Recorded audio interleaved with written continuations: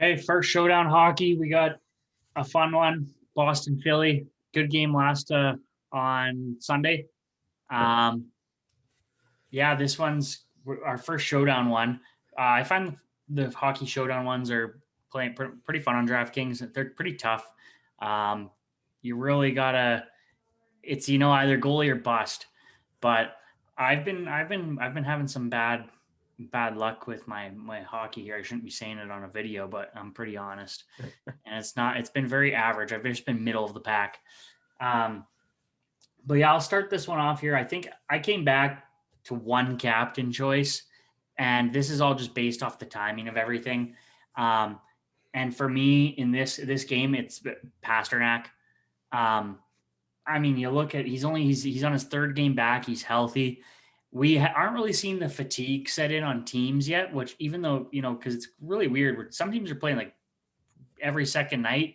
Other teams are just getting like a four-day break now, and they're coming back. But Pasternak, he's been hurt, so and it doesn't look like he's been hurt. Third game back, 23 fantasy points over those 2 games per game. 2 goals, 1 assist, 7 shots last game. He's playing line one with Bergeron and Marchand. I just think to me, you got to take him. I think this one will be not high scoring, but probably 6 to 8 goals total. I guess that's considered probably high scoring, but definitely a little bit over the over. And with that line and the power play one time, I just think he's your best bet. And I don't think Boston's goaltending is strong enough to keep it as a low scoring game. And I know I like Carter Hart, but not in this game. Going off of that captain, I'll quickly dive into my Boston picks here. I have Marchand. I think you would go either way of Marchand or Bergeron. You could even stack that whole line. Marchand sitting 16 fantasy points per game, 13 points in 9 games played. His shot count, and I think he was averaging like 3 shots a game or something. So pretty good. He's my pick. I just like him a little bit. I wish didn't they count faceoffs last year in showdowns, Darren? They used to. They changed the scoring this year. Yeah. Yeah. And so I mean, I wish they still counted faceoffs, but so I have Marchand. You could lean either way. Due to what my Philly picks are, I had to go down the budget a little bit for my last pick. I'm going a little bit off the board probably because the guy does not get very many points, but this is what you need to make yourself a little bit different because you get one person who's low owned that gets a goal and you shoot right up into the cash sometimes right into those high payout options. I'm going Trent Frederick. He's moved up to the third line for next game with Charlie Coyle and Wagner. And he's getting time on the second power play unit. He got an assist last game too, or the game before. It was one of the last 2 games. He tends to be more so like now he's kind of stepping in as their enforcer almost, even though he's only 22, 23 years old. And he only gets 2.8 fantasy points per game. So you're kind of, it's a wild card. He's min priced at $2,000. So in this case, I kind of like him. He might ride that high that he finally got a point. And playing on the power play unit and getting that time, you hope he finally cracks and gets that NHL goal. Where are you leaning here, Tarin, for some a captain picks and also talk to us about your Bruins here? Yeah, well, the captains, I went to that Boston top line. If we're going to talk similar to football, concentration of an offense, like Boston's got one of the most concentrated offenses in the league. You got good depth in this team, but like the actual top line scores probably 60%, 70% of their goals. Like this line is probably up there with the best line in hockey. 3 great players. The nice part about playing Bergeron and Marchand is those 2 are actually PK guys as well. So you're getting them on the top power play, the PK, and the best 5-on-5 line this team has. They average close to 20, 22 minutes a game too, those 2. So Pasternak isn't a PK guy, so that might be a reason to fade him. Although I still have Pasternak as probably my top option here at captain. I think he's the best play. 12 shots through 2 games that he's played. I mean, he's hit the shot bonus twice, which already gives you leverage even if he doesn't score. So like that's a automatic, 13 points there. So, I mean, it's great to have guys that are going to hit that mark. When I looked at another line, I don't know how you like to stack hockey in Showdown, but I was looking 4-2s, 3-3s, 5-1s. Is, you thinking the logical plays in this. And I kind of been liking the 4-2s with a goalie. So like whichever side I'm going to take the 4, that fourth guy is the goalie. So I was kind of leaning towards maybe going to 4-2 on the Boston side here. Both goalies here played really mediocre all season, which is kind of why I like the over in your kind of head too. So maybe going to the 3-3s. But favorite guys on the Philly side, I don't know if you weighed in too much on it. I like line 3 here, just on daily faceoff. I don't know if these lines are going to change, but that's the Lawton JVR Farabee is what they had listed. And these lines shift so much in Philly that it's hard to, waiver that. But I like leaning to Lawton at min price. I mean, the guy was pretty good last year. He has 5 points through his 13 games Philly's played. Gives you access to the full PP1 in Boston too. He's 2K. I mean, you can even stack him. I ran a lineup earlier with Pasternak at captain, Bergeron, Marchand, and you can get Lawton, JVR, and just anybody. Like you have enough room automatically with Lawton to fill that lineup. I think you can't quite get to the goalie there. So I really like going with like a 3-3 stack here, but playing like 2 separate line stacks. So that was kind of where I was leaning, was Boston 1, Philly 3.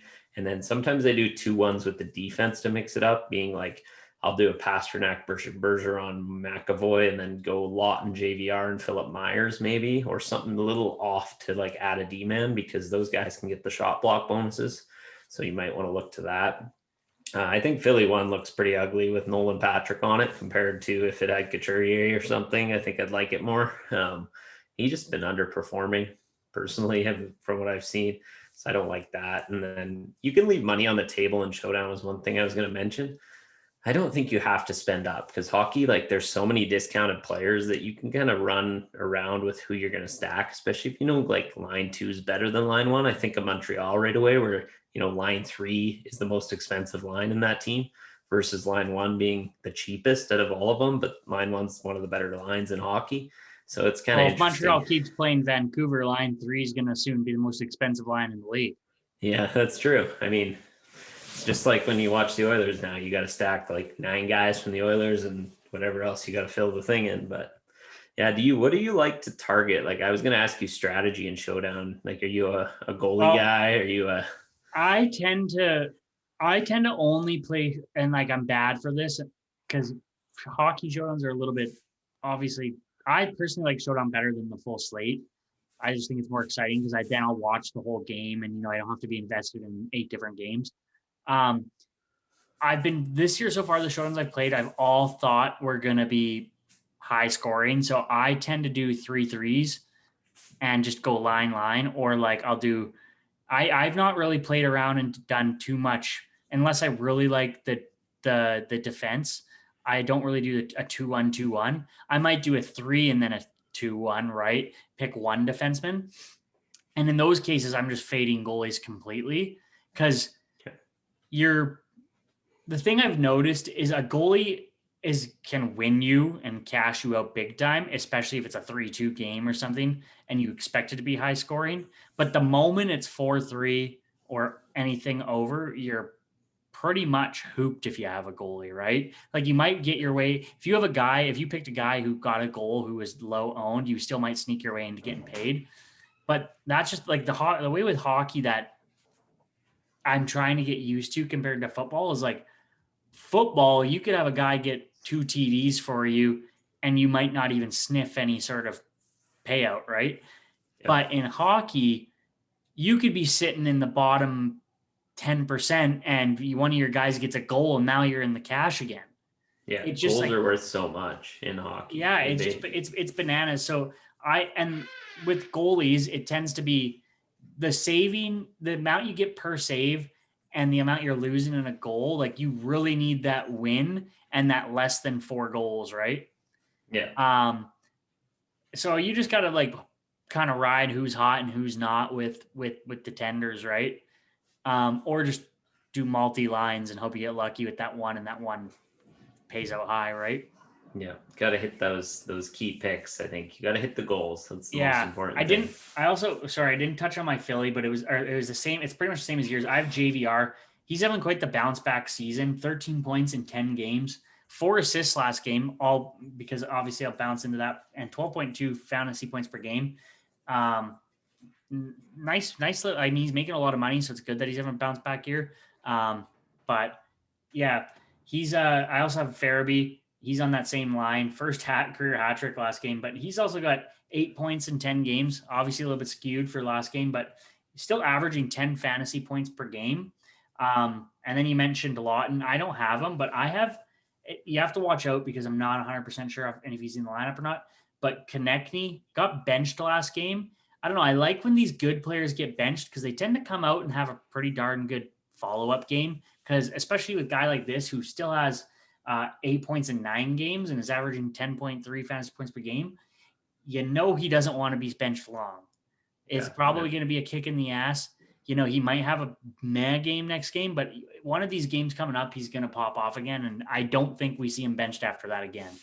Yeah. And that line's probably their best line from a skill standpoint. If you look at it overall, is line 2 in Philly, where Konechny's slotted to come back into the lineup with Hayes and I forget who the third guy is on the wing. But that line looks really good. I think line 1 has the best. Like, the problem with Philly and trying to stack Philly is if you want to do a power play stack, every line is on a different power play. Like, the only correlated line a bit is the first line, but Nolan Patrick's not on it. So now you have 2 pieces that are both wingers, and then only one guy on the second line is on the PP1 and one guy's on PP2. Like, there's no good correlation right now the way it's set up. So hopefully they shift the lines a bit and you can get better correlation there. But it's Lindblom that's on that second line. Yeah. But yeah, I don't know. It'll be interesting. I'm looking forward to doing a little bit more showdowns. I think they're a little bit more fun and exciting. I tend to do them if it's going to be like a game I'm going to watch, right? Whether it's the Oilers or Leafs or one of the Canadian ones typically. But yeah, if you guys like this showdown one, let us know. We'll do maybe a bit more showdown ones and stay away if there's so many slates, and so like the slate ones are getting big. difficult. Yeah, they're big too. And they're huge. So we're going to try to hockey. This is a little bit weird of a season. Thought it'd be a little bit different. We were used to the football and being blessed with the pricing once a week and keeping up. But yeah, we're going to be mixing it up going forward and adding a few different variations here. And once we get a little bit more consistent and familiar with the way this season's wrapping up, we'll keep her going. But yeah, thanks for watching, and give us a like and let us know who you pick. Let's go. Peace.